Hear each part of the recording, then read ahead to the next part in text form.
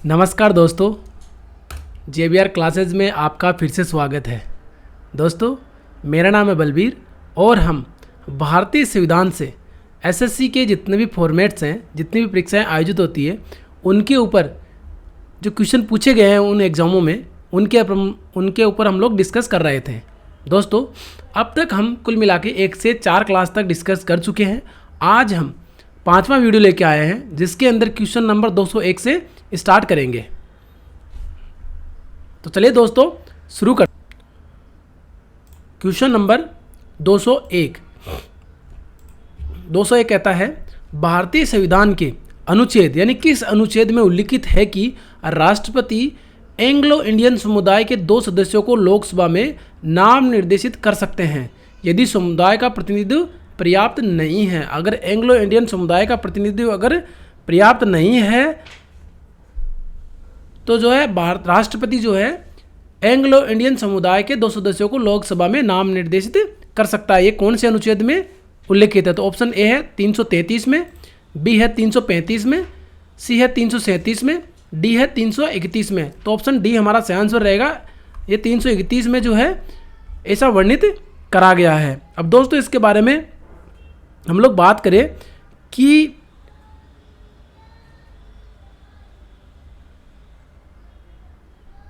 104वां संविधान संशोधन, दोस्तों 104वां संविधान संशोधन जो है कब करा गया था? ये 2019 में। कब? 2019 में करा गया था, जिसके तहत अनुच्छेद 334 में संशोधन कर लोकसभा एवं राज्य विधानसभाओं में अनुसूचित जातियों और जनजातियों के लिए आरक्षण की अवधि 10 वर्ष से बढ़ा दिया गया तथा आंग्ल समुदाय के नामांकन के प्रावधान को 25 जनवरी 2020 वर्ष के बाद निष्प्रभावी कर दिया गया। यानी इसको इस 104वें संविधान संशोधन 2019 के तहत इसके माध्यम से जो अब ये जो आंग्लो इंडियन समुदाय का जो पर्याप्त प्रतिनिधित्व नहीं है लोकसभा में, इनको समाप्त कर दिया गया है। अब इसका भारतीय जो लोकसभा है उसमें अभी इसका कोई जिक्र नहीं है, चाहे से वो सीटों में निर्वाचित होकर आए या वो पद खाली रहे। नेक्स्ट है क्वेश्चन नंबर 202। भारतीय संविधान के निम्न में से किस अनुच्छेद के अंतर्गत किसी राज्य के राज्यपाल को राष्ट्रपति द्वारा अपने हस्ताक्षर और मुहर सहित अधिपत्र द्वारा नियुक्त किया जा सकता है? यानी किस अनुच्छेद के अंतर्गत राज्य के राज्यपाल को राष्ट्रपति द्वारा अपने हस्ताक्षर मुहर सहित अधिपत्र द्वारा नियुक्त किया जा सकता है? यानी राष्ट्रपति जो है राज्यपाल को किस अनुच्छेद के तहत क्या करता है? निर्वाचित करता है। तो ऑप्शन है हमारे पास में, ऑप्शन ए है 153, बी है 154, सी है 156 और डी है 155। तो अनुच्छेद 155 में जो है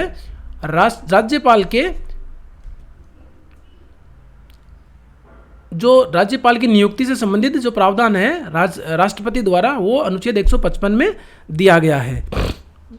यानी 155 के अंतर्गत ये कहता है, 155 ये कहता है कि राज्य के राज्यपाल को राष्ट्रपति द्वारा अपने हस्ताक्षर और मुद्रा सहित अधिपत्र द्वारा नियुक्त किया जाएगा। नेक्स्ट है क्वेश्चन नंबर 203। भारत के संविधान का अनुच्छेद 76 किससे संबंधित है? यानी अनुच्छेद 76 जो है वो किससे संबंधित है? तो ऑप्शन ए है भारत के महान्यायवादी से, बी है प्रशासनिक अधिकरण से, सी है सर्वोच्च न्यायालय से, डी है चुनाव आयोग से। तो भारत का जो अनुच्छेद 76 है भारत के महान्यायवादी से संबंधित है। यानी महान्यायवादी की नियुक्तियां महान्यायवादी के अन्य कार्यों से संबंधित है।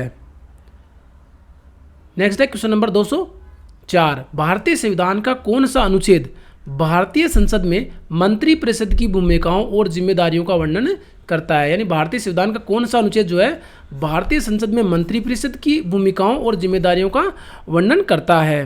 तो ऑप्शन ए अनुच्छेद 74, अनुच्छेद बी है 54, सी है 62 और डी है 81। तो अनुच्छेद 74 जो है वो संसद में मंत्री परिषद की भूमिकाओं और जिम्मेदारियों का वर्णन करता है। यानी ये कहता है कि राष्ट्रपति की सलाह और राष्ट्रपति की सहायता और उसे क्या करने सलाह देने के लिए एक मंत्री परिषद होगी। कौन है? 74 कहता है। नेक्स्ट है क्वेश्चन नंबर 205। भारतीय संविधान का कौन सा अनुच्छेद सहकारी समितियों के संवर्धन से संबंधित है? यानी कोऑपरेटिव जो सोसाइटीज हैं उनके संवर्धन से संबंधित कौन सा अनुच्छेद है? तो ऑप्शन ए हमारे पास में है 31 बी, 43 बी, 43A, 31A, तो इसमें 43B जो है इसमें प्रावधान करा गया है सहकारी समितियों के संवर्धन के संबंध में। नेक्स्ट है क्वेश्चन नंबर 206, भारतीय संविधान का अनुच्छेद 368 यानी 368 किससे संबंधित है? तो ऑप्शन ए है संवैधानिक संशोधनों से, बी है कृषि प्रक्रियाओं से, सी है केंद्र राज्य संबंध से, डी है संसद से। तो ऑप्शन ए हमारा सही आंसर रहेगा। जो अनुच्छेद 368 है वो भारतीय संविधान में संशोधन से संबंधित अनुच्छेद है, यानी इसके अंदर कहा गया है जो कि भाग 20 में वर्णित है। किसमें है? भाग संविधान के भाग 20 में वर्णित है और अनुच्छेद 368 है, अनुच्छेद 368 है। इसमें कहा गया है कि संसद को क्या करता है? संविधान में संशोधन करने की शक्तियां प्रदान करता है। संसद उन प्रावधानों में संसद नहीं कर सकती है जो संविधान की मूल संरचना बनाते हैं। ये केशवानंद भारती केस में जो निर्धारित हुआ था। भारतीय संविधान में 3 प्रकार से संशोधन किया जा सकता है, यानी 3 प्रक्रियाओं के द्वारा संशोधन कर सकते हैं। पहला है साधारण बहुमत द्वारा, दूसरा है विशेष बहुमत द्वारा, तीसरा है विशेष बहुमत और राज्यों के अनुसमर्थन द्वारा संशोधन कर सकते हैं। नेक्स्ट है क्वेश्चन नंबर 207, भारतीय संविधान का निम्नलिखित में से कौन सा अनुच्छेद राज्य को अंतर्राष्ट्रीय शांति और सुरक्षा की अभिवृद्धि का निर्देश देता है? यानी राज्य को अंतर्राष्ट्रीय शांति और सुरक्षा की अभिवृद्धि से संबंधित कौन सा अनुच्छेद है? तो ऑप्शन ए है अनुच्छेद 48, अनुच्छेद 51, अनुच्छेद 50, अनुच्छेद 40। तो अनुच्छेद 51 इससे संबंधित है। कितना है? 51 इससे संबंधित है। क्या है? अंतर्राष्ट्रीय शांति और सुरक्षा की अभिवृद्धि। नेक्स्ट है क्वेश्चन नंबर 208, भारतीय संविधान के निम्नलिखित में से कौन सा अनुच्छेद भारत के राष्ट्रपति को राष्ट्रीय आपातकाल घोषित करने की शक्तियां प्रदान करता है? राष्ट्रीय आपातकाल। तो ऑप्शन ए है अनुच्छेद 356, अनुच्छेद 371, अनुच्छेद 352, अनुच्छेद 372। तो दोस्तों इसमें ऑप्शन जो है सी हमारा करेक्ट आंसर रहेगा, अनुच्छेद 352। दोस्तों 3 प्रकार के आपात की जो है उल्लेख किया गया है भारतीय संविधान में। 3 प्रकार का जो आपात है, आपातकाल की उल्लेख करा गया है। पहला है अनुच्छेद 352, क्या बोलते हैं? राष्ट्रीय आपात। दूसरा है अनुच्छेद 356, क्या बोलेंगे? राष्ट्रपति शासन। और तीसरा है वित्तीय आपात। 3 प्रकार के आपातों की घोषणा की गई है। वित्तीय आपात जो है अनुच्छेद 360 में वर्णित है। किसमें है? अनुच्छेद 360 में वर्णित है। अब दोस्तों इसके बारे में थोड़ा जिक्र कर लेते हैं कि अनुच्छेद आपका जो 352 है, जो अनुच्छेद 352 है, वैसे बात करें राष्ट्रीय आपात की तो यह अनुच्छेद 352 से 360 तक वर्णित करा गया है। लेकिन वैसे हम लोग बात करें कि 352 में क्या लिखा है? 352 में लिखा है कि राष्ट्रीय आपातकाल की घोषणा राष्ट्रपति कब कब कर सकता है? तो ये कर सकता है युद्ध या बाह्य आक्रमण के समय या सशस्त्र विद्रोह के कारण से राष्ट्रपति जो है राष्ट्रीय आपात घोषित कर सकता है। दूसरा अनुच्छेद 356 में राष्ट्रपति शासन कब लगा सकता है? राज्यों में संवैधानिक तंत्र के विफल होने से उत्पन्न आपात, यानी राष्ट्रपति शासन तब लग सकता है। और तीसरा है वित्तीय आपात, जो अनुच्छेद 360 में वर्णित करा गया है। नेक्स्ट है क्वेश्चन नंबर 309, भारतीय संविधान के संदर्भ में निम्नलिखित में से कौन सा अनुच्छेद अपने नागरिकों को धर्म की स्वतंत्रता के अधिकार की गारंटी देता है? यानी धार्मिक स्वतंत्रता की, धर्म की स्वतंत्रता की गारंटी कौन सा अनुच्छेद देता है? तो ऑप्शन ए है अनुच्छेद 22, अनुच्छेद 14, अनुच्छेद 32, अनुच्छेद 25। तो ऑप्शन डी हमारा सही आंसर रहेगा। अनुच्छेद 25 जो है भारतीय नागरिकों को धर्म की स्वतंत्रता के अधिकार की गारंटी देता है, जिसमें वर्णित किया गया है कि धर्म को अबाध रूप से, यानी अंतःकरण की ओर धर्म को अबाध रूप से मनाने, आचरण करने, प्रसार करने एवं प्रसार करने की स्वतंत्रता इसमें दी गई है। नेक्स्ट है क्वेश्चन नंबर 210, जनवरी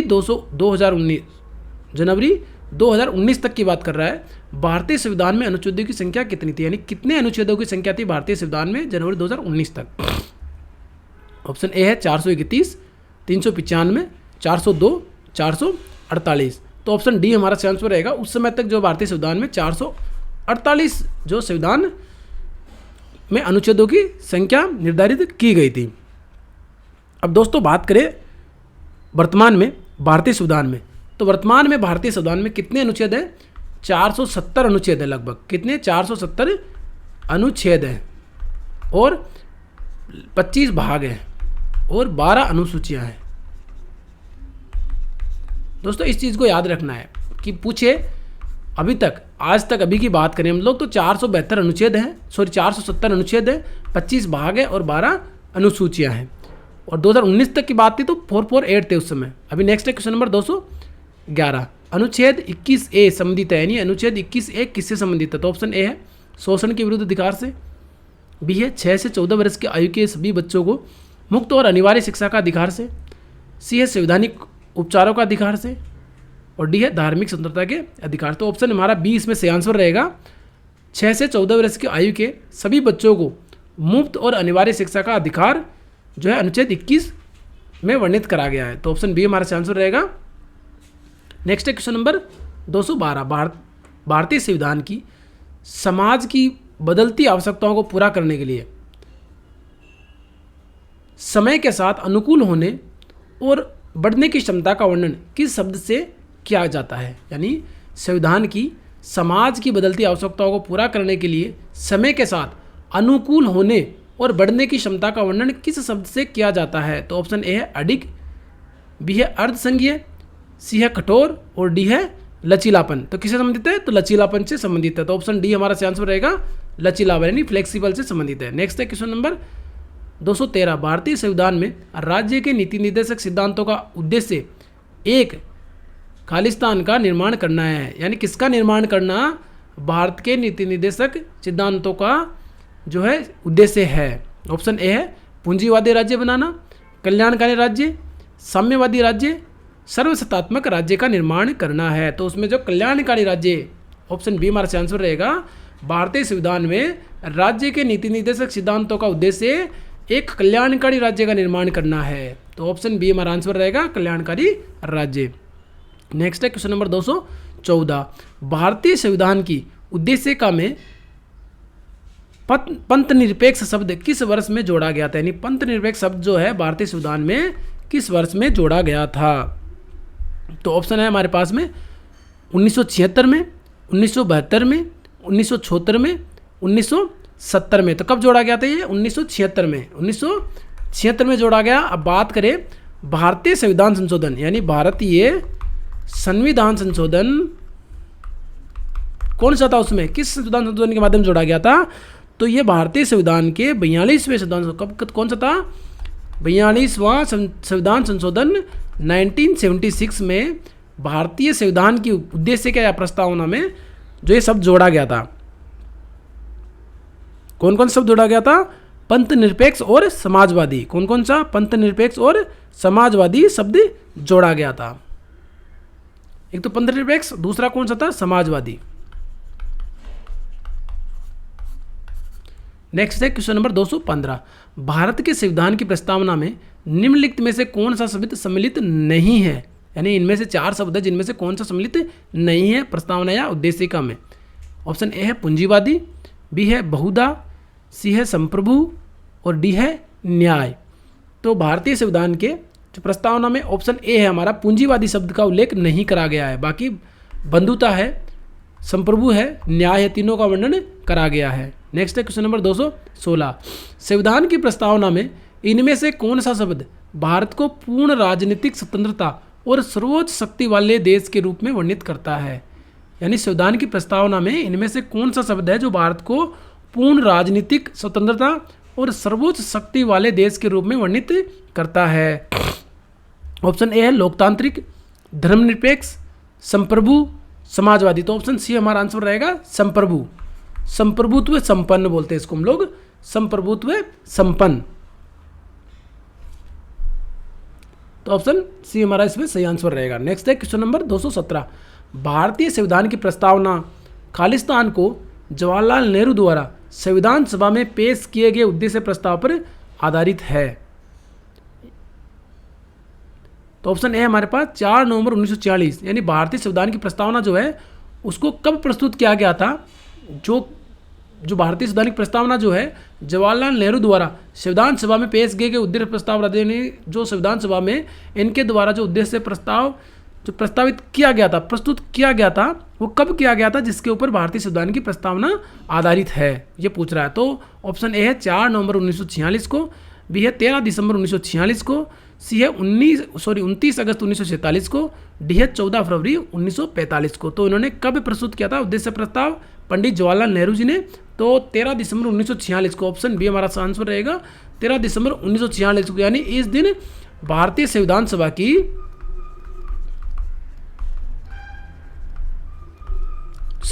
की जो प्रथम बैठक हुई थी, क्या हुई थी? प्रथम बैठक हुई थी, उसमें जो है उद्देश्य प्रस्ताव जो प्रस्तुत किया गया था। नेक्स्ट है क्वेश्चन नंबर 218, निम्नलिखित में से कौन से शब्द भारत के संविधान के प्रस्तावना में शामिल नहीं है? भारतीय संविधान के प्रस्तावना में इनमें से कौन से शब्द जो है शामिल नहीं है? तो ऑप्शन ए है धर्म, समानता, समाजवादी, धर्मनिरपेक्ष। तो इसमें ऑप्शन ए है वो सही आंसर रहेगा। धर्म शब्द का उल्लेख नहीं किया गया है, धर्मनिरपेक्ष का शब्द का उल्लेख किया गया है, यानी सभी धर्मों को सम्मान मान्यता। नेक्स्ट है क्वेश्चन नंबर 219, जनता को आंतरिक के साथ साथ बाह्य मामलों पर निर्णय करने का सर्वोच्च अधिकार है। कोई भी बाहरी शक्ति भारत सरकार को आदेश नहीं दे सकती है, यह भारत को बनाता है। क्या बनाता है? ऑप्शन ए है भाईचारा, बी है सार्वभौम, सी है धर्मनिरपेक्ष, डी है समाजवादी। तो ऑप्शन बी हमारा आंसर रहेगा, सार्वभौमिक राज्य बनाता है। क्या बनाता है? सार्वभौमिक। तो ऑप्शन बी हमारा आंसर रहेगा, सार्वभौम।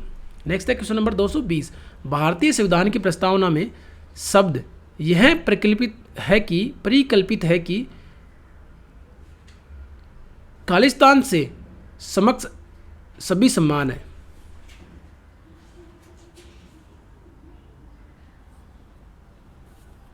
ऑप्शन ए है समता, बी है कानून, सी है न्याय, डी है जनता। तो दोस्तों थोड़ा सा इसमें मिसप्रिंट हो गया क्वेश्चन में। क्वेश्चन हमारा ये कहता है कि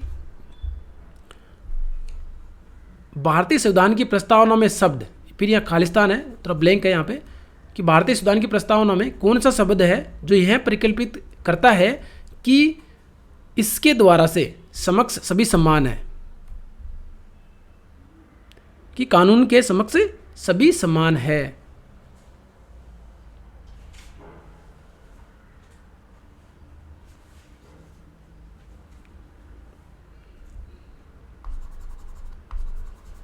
यह आ जाएगा शब्द खालिस्तान द्वारा से यह परिकल्पित है कि कानून के समक्ष, यहाँ आ जाएगा कानून के समक्ष सभी समान है। थोड़ा सॉरी इसके लिए मैं माफ़ी चाहता हूँ, अभी मैंने क्वेश्चन सही करा दिया है। ये क्वेश्चन है भारतीय संविधान की प्रस्तावना में शब्द कौन सा है? खालिस्तान, यहाँ ब्लैंक है, फिर द्वारा है, यहाँ पे है, यह परिकल्पित है कि कानून के समक्ष सभी समान है, कानून के समक्ष सभी समान है। तो कौन सा ये अनुच्छेद कहता है? तो ऑप्शन ए हमारे पास समता, बी है कानून, सी है न्याय, डी है जनता। तो इनमें से कौन सा है? तो इनमें ऑप्शन हमारा ए जो है समता ऑप्शन सही रहेगा, कि समता शब्द से ही परिकल्पित है कि कानून के समक्ष सभी समान है, यानी समानता का अधिकार है। नेक्स्ट है क्वेश्चन नंबर 221, मौलिक अधिकार भारतीय संविधान के किस अनुच्छेद में निहित है? मौलिक अधिकार जो है या किस भाग में निहित है बोल रहा है? मौलिक अधिकार भारतीय संविधान के खालिस्तान में निहित है। ऑप्शन ए है भाग 3, भाग 9, भाग 10, भाग 11। तो इसमें ऑप्शन ए हमारा से आंसर रहेगा। भाग 3 में भारतीय संविधान के मौलिक अधिकार वर्णित है, जो कि भारतीय संविधान के अनुच्छेद 12 से 35 तक इनमें वर्णन किया गया है। 12 से 35 तक इनका वर्णन किया गया है। वैसे बात करें भारतीय संविधान में, तो भारतीय संविधान में 6 प्रकार की स्वतंत्रताओं का उल्लेख किया गया है। अब बात करें इनकी, तो पहला है, बात करें इनकी अधिकारों से, तो पहला है समानता का अधिकार, दूसरा है स्वतंत्रता का अधिकार, तीसरा है शोषण के विरुद्ध अधिकार, शोषण के विरुद्ध अधिकार, चौथा है धर्म की स्वतंत्रता, यानी धर्म की स्वतंत्रता हो गया, पांचवा हो गया संस्कृति और शिक्षा,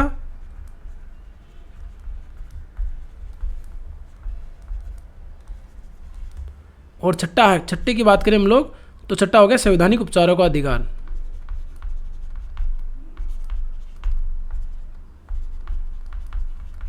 संवैधानिक उपचारों का अधिकार, तो ये आपका है 32 में।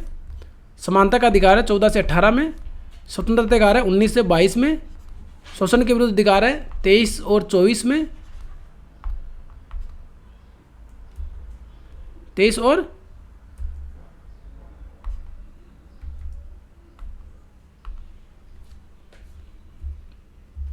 तो दोस्तों अनुच्छेद 23 और 24 में जो है, अनुच्छेद 23 और 24 में धर्म की स्वतंत्रता है 25 से लेकर के 30 तक है। सॉरी धर्म की 25 से 28 तक है। संस्कृति का 29 और 30 में है। और अनुच्छेद 32 में संवैधानिक उपचारों का अधिकार से संबंधित वर्णन करा गया है। दोस्तों आप अगर इन क्वेश्चनों को, जो क्वेश्चंस मैं इस भारतीय संविधान में लेके आया हूँ एसएससी से रिलेटेड, एसएससी के एग्जाम में जितने भी क्वेश्चन पूछे गए हैं दोस्तों, ये संविधान का 90 से 90% जो सिलेबस है वो इसमें कवर करा गया है। अगर आप इन क्वेश्चनों को अच्छे से समझते हैं तो आपको बुक पढ़ने की कोई आवश्यकता नहीं है। आपका 90% सिलेबस इन्हीं से कवर हो जाता है। अगर आप एसएससी या ऑब्जेक्टिव एग्जाम्स की किसी की भी तैयारी कर रहे हैं जो कि ऑब्जेक्टिव हो। नेक्स्ट है क्वेश्चन नंबर 222। आत्म दोषारोपण के विरुद्ध मौलिक अधिकार यह सुनिश्चित करता है कि, क्या सुनिश्चित करता है? ऑप्शन ए है किसी भी व्यक्ति को न्यायालय में साक्ष्य देने के लिए बाध्य नहीं किया जा सकता है। बी है किसी भी व्यक्ति को किसी दूसरे के खिलाफ गवाही देने के लिए बाध्य नहीं किया जा सकता है। सी बोलता है किसी भी व्यक्ति को अपराध स्वीकार करने के लिए बाध्य नहीं किया जा सकता है। डी बोलता है किसी भी व्यक्ति को अपने गवाह बनने के लिए बाध्य नहीं किया जा सकता है। ये दोस्तों यहाँ पे ये मिस प्रिंट से आया है, यहाँ पे ये इसमें नहीं दिया गया है। तो इसमें जो है ऑप्शन डी है, इसमें बोलता है कि यानी अपने विरुद्ध है, यहाँ पे अपने विरुद्ध जो है गवाह बनने के लिए बाध्य नहीं किया जा सकता है। इनमें से एक आत्म दोषारोपण के विरुद्ध मौलिक अधिकार ये सुनिश्चित करता है। क्या सुनिश्चित करता है?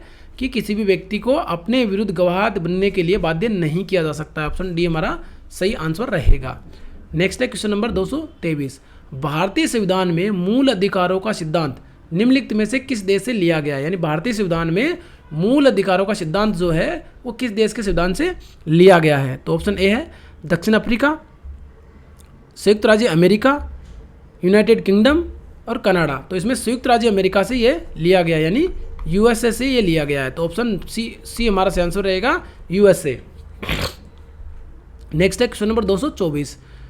निम्नलिखित में से किस अनुच्छेद के तहत संपत्ति के अधिकार को कानूनी अधिकार के रूप में स्थानांतरित कर दिया गया है? यानी किस अनुच्छेद के तहत संपत्ति के अधिकार को कानूनी अधिकार के रूप में स्थानांतरित कर दिया गया है? तो ऑप्शन ए है अनुच्छेद 301A, अनुच्छेद 345, अनुच्छेद 333, अनुच्छेद 300A। तो अनुच्छेद 300A में जो है संपत्ति के अधिकार को कानूनी अधिकार बना दिया गया है। तो वे पहले भारतीय संविधान के जो अनुच्छेद 31 में वर्णित थे।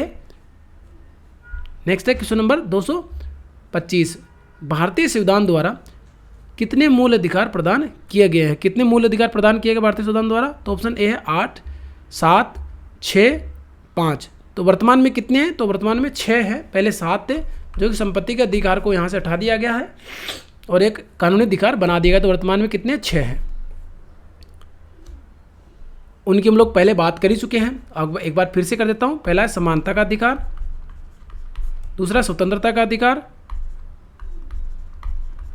तीसरा है शोषण के विरुद्ध अधिकार, चौथा है धर्म की स्वतंत्रता, पांचवा है संस्कृति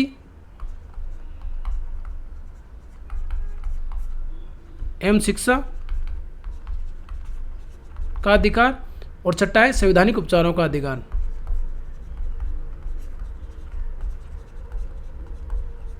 उपचारों का अधिकार। नेक्स्ट है क्वेश्चन नंबर 226। विरासत का अधिकार, राइट ऑफ इनहेरिटेंस, किस ओर ले जाता है? यानी विरासत का अधिकार किस ओर ले जाता है? तो है भूमि प्रदूषण, भूमि की विभाजन, भूमि की कमी, अनुपजाऊ भूमि। तो इसमें बी हमारा है भूमि की भूमि का विभाजन। तो ऑप्शन बी हमारा सही आंसर रहेगा, विरासत का अधिकार भूमि का विभाजन की ओर ले जाता है। नेक्स्ट है क्वेश्चन नंबर 227, निम्न में से किसने संवैधानिक उपचार के अधिकार को संविधान की आत्मा कहा है? यानी ये अनुच्छेद 32 की बात कर रहा है। अनुच्छेद 32 को संवैधानिक उपचारों के अधिकार को संविधान की आत्मा किसने कहा है? तो ऑप्शन ए है राजेंद्र प्रसाद ने, बी आर अम्बेडकर ने, जवाहरलाल नेहरू ने, वल्लभ भाई पटेल ने। तो ऑप्शन बी हमारा आंसर रहेगा, बी आर अम्बेडकर जी ने ऐसा कहा है। दोस्तों हम लोग अगर अपने जो फंडामेंटल राइट्स है यानी जो मौलिक अधिकार है, अगर उनका हनन होता है तो हम लोग अनुच्छेद 32 के तहत सीधे जो है सीधे तौर से किसमें हम लोग सर्वोच्च न्यायालय में यानी सुप्रीम कोर्ट में हम लोग याचिका दायर कर सकते हैं। नेक्स्ट है क्वेश्चन नंबर 228, भारतीय संविधान के निम्नलिखित में से किस अनुच्छेद के अनुसार देश के नागरिकों को प्राण एवं दैहिक स्वतंत्रता के संरक्षण का अधिकार प्राप्त है? किस अनुच्छेद में नागरिकों को प्राण एवं दैहिक स्वतंत्रता के अधिकार के संरक्षण से संबंधित प्रावधान करा गया है? तो ऑप्शन ए है अनुच्छेद 26 में, अनुच्छेद 17 में, अनुच्छेद 20 में, अनुच्छेद 21 में। तो ऑप्शन जो है ऑप्शन डी जो है अनुच्छेद 21 यानी प्राण एवं दैहिक स्वतंत्रता का संरक्षण का अधिकार जो है ऑप्शन 21 यानी ऑप्शन डी अनुच्छेद 21 में वर्णित करा गया है। नेक्स्ट है क्वेश्चन नंबर 29, भारतीय संविधान ऐसे नियम निर्दिष्ट करता है जो हमारे राजनीतिक नेताओं द्वारा सत्ता का दुरुपयोग किए जाने की रोकथाम करते हैं। इनमें से कई कानून खालिस्तान से संबंधित धारा में निहित है। तो ऑप्शन ए है संघ और राज्यों के बीच संबंध, निर्देशक तत्व, मौलिक कर्तव्य, मौलिक अधिकार। तो ऑप्शन डी हमारा सही आंसर रहेगा, मौलिक अधिकार, फंडामेंटल राइट जिनको हम लोग कहते हैं। ये जो है हमारे जो है फंडामेंटल राइट जो है वो नेताओं राजनीतिक नेता जो है द्वारा सत्ता का दुरुपयोग किए जाने की रोकथाम से संबंधित है।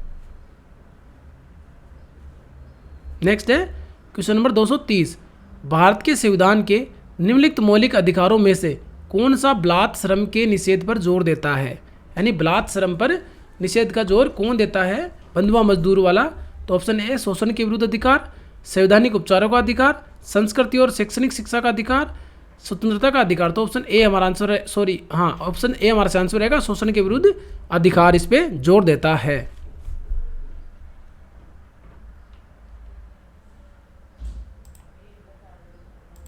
नेक्स्ट है क्वेश्चन नंबर 231, भारतीय संविधान के 44वें संशोधन अधिनियम 1978 के तहत निम्नलिखित में से कौन सा एक मौलिक अधिकार नहीं है? इनमें से कौन सा एक मौलिक अधिकार नहीं है जो कि अनुच्छेद 44वें संविधान संशोधन 1978 के तहत जो है निर्धारित करा गया है? तो ऑप्शन ए है संपत्ति का अधिकार, शोषण के खिलाफ अधिकार, समानता का अधिकार, धर्म का अधिकार। तो इसमें ऑप्शन ए हमारा सही आंसर रहेगा, संपत्ति का अधिकार जो है 44वें संविधान संशोधन 1978 के माध्यम से इसको जो है संपत्ति के अधिकार से निकाल करके क्या कर दिया गया है, एक कानूनी अधिकार बना दिया गया है। कानूनी अधिकार बना दिया गया है जो कि भारत के जो फंडामेंटल राइट्स है यानी अनुच्छेद 12 से 35 के अंदर में जो अनुच्छेद 31 था इसमें वर्णित था को यहाँ से निकाल के अनुच्छेद 300A में इसको डाल दिया गया है। नेक्स्ट है क्वेश्चन नंबर 232, भारतीय संविधान में कितने मूल अधिकार और मौलिक कर्तव्य निर्धारित किए गए हैं? तो ऑप्शन ए है क्रमशः 6 और 11, क्रमशः 7 और 10, क्रमशः 7 और 11, क्रमशः 8 और 10। तो ऑप्शन ए हमारा आंसर रहेगा 6 और 11। कितने हैं? मौलिक अधिकार 6 हैं और मौलिक कर्तव्य जो 51A यानी मौलिक कर्तव्य जो हैं वो अनुच्छेद 51A में वर्णित है वो कितने? 11 हैं। कितने टोटल? 11 हैं।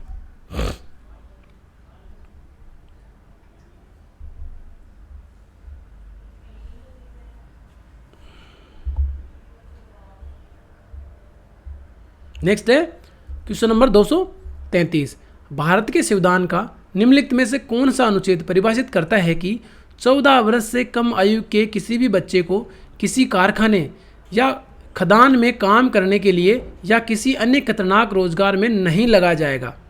तो कौन सा अनुच्छेद में वर्णित है? तो ऑप्शन ए अनुच्छेद 24 में, अनुच्छेद 34 में, अनुच्छेद 76 में, अनुच्छेद 89 में। तो ऑप्शन ए हमारा सही आंसर रहेगा अनुच्छेद 24 में ऐसा वर्णित किया गया है। नेक्स्ट है क्वेश्चन नंबर 234। भारत के संविधान के किस अनुच्छेद द्वारा अस्पृश्यता को समाप्त कर दिया गया और किसी भी रूप में इस प्रथा का प्रचलन निषिद्ध किया गया है? तो ऑप्शन ए है अनुच्छेद 17 में, अनुच्छेद 19 में, अनुच्छेद 16 में, अनुच्छेद 18 में। तो ऑप्शन ए हमारा सही आंसर रहेगा अनुच्छेद 17 में जो है अस्पृश्यता का अंत कर दिया गया है, यानी छुआछूत का। नेक्स्ट है क्वेश्चन नंबर 235। धारा 19 के तहत गारंटीकृत सभी मौलिक अधिकार भारत के संविधान के किस अनुच्छेद के तहत स्वचालित रूप से निलंबित हो जाते हैं? तो ऑप्शन ए है अनुच्छेद 354, अनुच्छेद 351, अनुच्छेद 352, अनुच्छेद 353। तो किसके तहत जो है स्वतः ही जो है निलंबित हो जाते हैं? तो अनुच्छेद 352। तो ऑप्शन सी हमारा आंसर रहेगा अनुच्छेद 352, जो कि राष्ट्रीय आपात से संबंधित है। क्या है? राष्ट्रीय आपातकाल। आपातकाल के दौरान जो है अनुच्छेद 19 में 19 के तहत जो गारंटीकृत सभी मौलिक अधिकार जो है स्वतः ही निलंबित हो जाते हैं। नेक्स्ट है क्वेश्चन नंबर 236। भारतीय संविधान के निम्नलिखित में से किस अनुभाग को भारतीय संविधान की अंतरात्मा के रूप में जाना जाता है? यानी भारतीय संविधान की आत्मा, भारतीय संविधान के निम्नलिखित में से किस अनुभाग को कहा गया है? तो ऑप्शन ए है अधिसूचित भाषाएं, नागरिकता, मौलिक अधिकार और संघवाद। तो किसको इसमें जाना गया? तो इसमें मौलिक अधिकार को। तो ऑप्शन सी हमारा आंसर रहेगा मौलिक अधिकार। नेक्स्ट है क्वेश्चन नंबर 237। निम्नलिखित में से किस परिस्थिति में भारत में स्वतंत्रता के मौलिक अधिकार को कम किया जा सकता है? किस परिस्थिति में जो अपने मौलिक अधिकार है उनको कम किया जा सकता है? तो ऑप्शन ए है राज्य का आपातकाल, महामारी आपातकाल, राष्ट्रीय आपातकाल, वित्तीय आपातकाल। तो ऑप्शन सी हमारा आंसर रहेगा राष्ट्रीय आपातकाल के दौरान इनको कम किया जा सकता है। नेक्स्ट है क्वेश्चन नंबर 238। निम्नलिखित में से कौन सा अधिकार उपभोक्ता संरक्षण से संबंधित नहीं है? ऑप्शन ए है निवारण पाने का अधिकार, समानता का अधिकार, सूचित किए जाने का अधिकार, चुनने का अधिकार। तो इसमें जो है ऑप्शन बी जो है वो उपभोक्ता संरक्षण से संबंधित न होकर के मौलिक अधिकार यानी फंडामेंटल राइट से संबंधित है। बाकी तीनों ए, सी और डी जो है ये उपभोक्ता संरक्षण से संबंधित है। नेक्स्ट है क्वेश्चन नंबर 239। किसी भी परिसंकटमय नियोजन में काम करने के लिए 14 वर्ष से कम उम्र के बच्चों का निषेध भारतीय संविधान के किस अनुच्छेद में वर्णित है? तो ऑप्शन ए है 22 में, 25 में, 24 में और 23 में। तो ऐसा जो है भारतीय संविधान के अनुच्छेद जो 24 है इसमें वर्णित करा गया है कि 14 वर्ष से कम उम्र के बच्चों को किसी भी परिसंकटमय या खतरनाक काम के लिए जो निषेध करा गया है। तो ऑप्शन 24, ऑप्शन सी 24 में। नेक्स्ट है क्वेश्चन नंबर 240। एक भिन्न भाषा या संस्कृति वाले नागरिक को किसी भी वर्ग को, यानी कि एक भिन्न भाषा या भिन्न संस्कृति वाले नागरिकों के किसी भी वर्ग को खालिस्तान का अधिकार है, यानी किसका अधिकार उनको प्रदान किया गया है? तो ऑप्शन ए है निवास का करने का, सुरक्षित रखने का, अपव्यय करने का और उखाड़ने का। तो ऑप्शन बी हमारा आंसर रहेगा सुरक्षित रखने का अधिकार प्रदान किया गया है। नेक्स्ट है क्वेश्चन नंबर 241। स्वतंत्रता के अधिकार की गारंटी किस अनुच्छेद में दी गई है? यानी स्वतंत्रता के अधिकार की गारंटी किस अनुच्छेद में दी गई है? तो ऑप्शन ए है 19 में, 21 में, 11 में, 15 में। तो अनुच्छेद 19 में जो है स्वतंत्रता के अधिकार की गारंटी दी गई है। नेक्स्ट है क्वेश्चन नंबर 242। भारतीय संविधान में धार्मिक स्वतंत्रता के अधिकार का उद्देश्य क्या है? ऑप्शन ए है पूंजीवाद के सिद्धांत को बनाए रखना, धर्मनिरपेक्षता के सिद्धांत को बनाए रखना, मितव्ययिता के सिद्धांत को बनाए रखना, संघवाद के सिद्धांत को बनाए रखना। तो इसमें जो है धर्मनिरपेक्षता के सिद्धांत को बनाए रखना ही धार्मिक स्वतंत्रता के अधिकार का उद्देश्य है। तो ऑप्शन बी हमारा आंसर रहेगा धर्मनिरपेक्षता के सिद्धांत को बनाए रखना। नेक्स्ट है क्वेश्चन नंबर 243। वैज्ञानिक सोच और मानवतावाद को विकसित करना एक है, क्या है? ऑप्शन ए है मूल कर्तव्य, संवैधानिक उपचार, राज्य के नीति निर्देशक तत्व, मूल अधिकार। तो ऑप्शन हमारा ए है मूल कर्तव्य जो है वो वैज्ञानिक सोच और मानवतावाद को विकसित करने का एक जो है कर्तव्य है। तो ऑप्शन ए हमारा आंसर रहेगा, मूल कर्तव्य जो है वो वैज्ञानिक सोच और मानवतावाद को विकसित करना है। नेक्स्ट है क्वेश्चन नंबर 244, निम्न में से क्या वर्ष 1950 में अपनाए गए मूल भारतीय संविधान का हिस्सा नहीं था? निम्न में से क्या है जो वर्ष 1950 में अपनाए गए मूल भारतीय संविधान का हिस्सा नहीं था? तो ऑप्शन ए है मूल कर्तव्य, आपातकालीन प्रावधान, मूल अधिकार, राज्य के नीति निर्देशक सिद्धांत। तो इसमें जो है ए ऑप्शन ए है, मूल कर्तव्य जो है वो भारतीय संविधान का हिस्सा नहीं थे।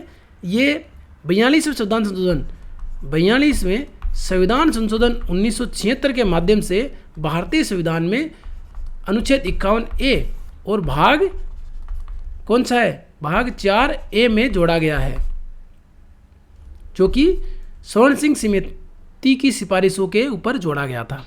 नेक्स्ट है क्वेश्चन नंबर 245, मूल अधिकारों की अवधारणा किस देश के संविधान से ली गई है? तो ऑप्शन ए है संयुक्त राज्य अमेरिका, आयरलैंड, यूनाइटेड किंगडम और रूस। तो ऑप्शन ए हमारा आंसर रहेगा संयुक्त राज्य अमेरिका के संविधान से। दोस्तों मैं देख रहा हूँ ये क्वेश्चन बहुत बार आ रहा है, रिपीटेड हो रहा है, तो मतलब ऐसे क्वेश्चंस बहुत ही इंपॉर्टेंट है। मैं तो कहूँगा कि इन क्वेश्चनों में से लगभग 90% रिपीटेड क्वेश्चन जो कि 2 से 3 बार अब तक आ चुके हैं और आगे भी अभी तक बहुत हम लोग क्वेश्चन करवाएंगे, उनमें भी हो सकता है इनका रिपीटेड होने का चांस हो। तो दोस्तों ये क्वेश्चन आपके एग्जाम्स में बहुत ही महत्वपूर्ण साबित हो सकते हैं। तो आपसे अनुरोध है इन क्वेश्चनों को आप लोग आराम से देखिए, और अगर आपको समझ में नहीं आ रहा है तो आप दोबारा से भी देख सकते हैं, और फिर भी नहीं समझ में आ रहा तो आप मुझे कमेंट करिए, हम आपको इजी वे में आपको इसको समझाएंगे। नेक्स्ट है क्वेश्चन नंबर 246, भारतीय संविधान में कितने मौलिक कर्तव्यों का उल्लेख किया गया है? मई 2022 तक की बात हो रहा है, कितने मौलिक कर्तव्य भारतीय संविधान में? तो ऑप्शन ए है 10, 8, 11, 9। तो ऑप्शन सी हमारा आंसर रहेगा 11 मौलिक कर्तव्य भारतीय संविधान में, जो अब तक आज तक की बात है, ये आज तक मान लो, आज तक भारतीय संविधान में कितने 11 मौलिक कर्तव्यों का प्रावधान करा गया है। जब 42वें संविधान संशोधन के माध्यम से 10 मौलिक कर्तव्य जोड़े गए थे, उसके बाद में 11वां मौलिक कर्तव्य जोड़ा गया था। तो अब बात करते हैं हम लोग इन मौलिक कर्तव्यों की, जो कि कितने हैं। तो हम 11वें की बात करें तो 86वें संविधान संशोधन किसके द्वारा? 86वें संविधान संशोधन 2002 के माध्यम से 11वां मौलिक कर्तव्य जोड़ा गया था। पहले मूल जो 42वां संविधान संशोधन था उसके तहत जो है 10 जो मौलिक कर्तव्य जोड़े गए थे। अब बात करते हैं एक एक मौलिक कर्तव्यों की। दोस्तों मैं इसको थोड़ा पढ़ के आपको बताऊंगा। पहला है भारतीय संविधान का पालन करें और इसके आदर्शों और संस्थाओं, राष्ट्रीय ध्वज और राष्ट्रगान का सम्मान करें। दूसरा है स्वतंत्रता के लिए राष्ट्रीय संघर्ष को प्रेरित करने वाले महान आदर्शों को संजोए और उनका पालन करें। तीसरा है भारत की संप्रभुता, एकता और अखंडता को बनाए रखें। चौथा है देश की रक्षा करें और आवश्यकता पड़ने पर राष्ट्रीय सेवा प्रदान करें। पांचवा है धार्मिक, भाषाई और क्षेत्रीय या अनुभागीय विविधताओं से परे भारत के सभी लोगों के बीच सद्भाव, सम्मान और भाईचारे की भावना को बढ़ावा देना और महिलाओं की गरिमा के लिए अपमानजनक प्रथाओं का त्याग करना। छठा है देश की मिश्रित संस्कृति की समृद्ध विरासत का महत्व समझे और उनका परिरक्षण करे। सातवां है जंगलों, झीलों, नदियों और वन्य जीव सहित प्राकृतिक पर्यावरण की रक्षा और सुधार करें और जीवित प्राणियों के प्रति दया रखें। आठवां है वैज्ञानिक सोच, मानवतावाद तथा जिज्ञासा एवं सुधार की भावना का विकास करें। नौवां है सार्वजनिक संपत्ति की रक्षा करें और हिंसा से दूर रहें। 10वां है व्यक्ति और सामूहिक गतिविधि के सभी क्षेत्रों में उत्कृष्टता की दिशा में प्रयास करें ताकि राष्ट्रीय लगातार प्रयास और उपलब्धि के उच्च स्तर तक पहुंच सके।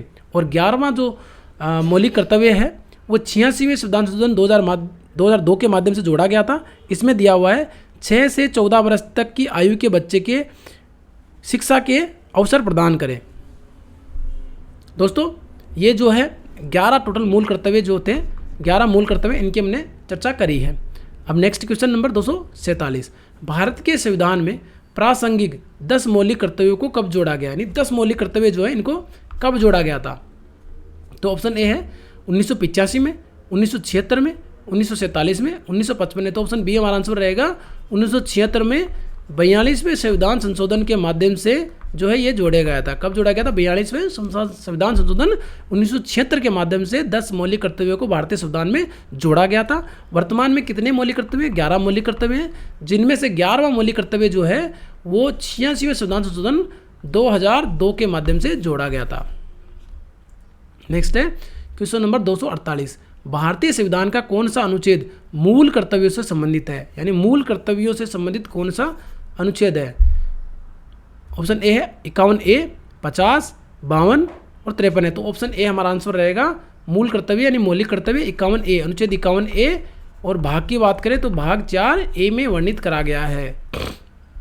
नेक्स्ट है क्वेश्चन नंबर 249, किस भारतीय प्रधानमंत्री के कार्यकाल में भारतीय संविधान में मौलिक कर्तव्यों को शामिल किया गया है? मौलिक कर्तव्यों को किसके काल में शामिल किया गया है? तो 76 में कौन था उसमें? तो ऑप्शन ए है मनमोहन सिंह, राजीव गांधी, जवाहरलाल नेहरू, इंदिरा गांधी। तो ऑप्शन डी हमारा आंसर रहेगा। उस समय इंदिरा गांधी हमारे भारत की प्रधानमंत्री हुआ करती थी। उस समय जो भारतीय संविधान में मौलिक कर्तव्य जो कि 42वें संविधान संशोधन के माध्यम से जोड़ा गया था।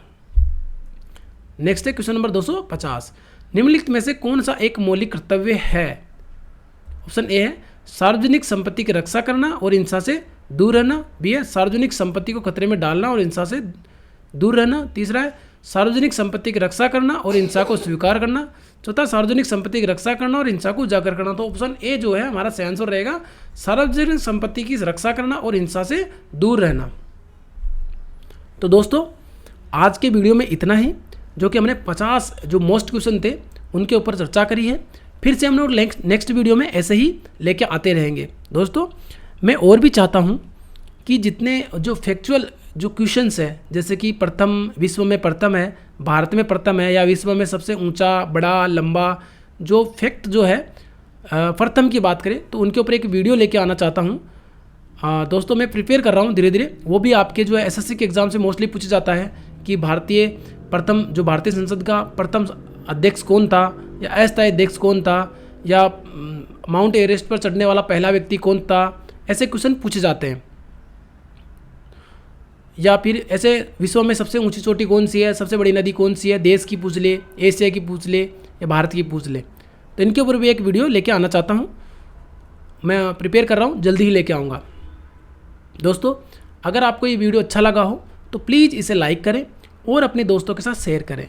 साथ ही अभी तक अगर आपने JVR क्लासेज यूट्यूब चैनल को सब्सक्राइब नहीं किया है तो प्लीज़ इसे जल्दी से सब्सक्राइब कर लें और बेल आइकन को ज़रूर दबाएं। साथ ही दोस्तों कमेंट के माध्यम से ये ज़रूर बताएं कि ये वीडियो आपको कैसे लग रहे हैं। अच्छा लग रहा है तो आप अच्छा लिखें, अगर आपको अच्छा नहीं लग रहा है तो वो भी लिखें, और क्या सुधार करने की आवश्यकता है वो भी आप लिख के हमारे को सजेशन दे सकते हैं।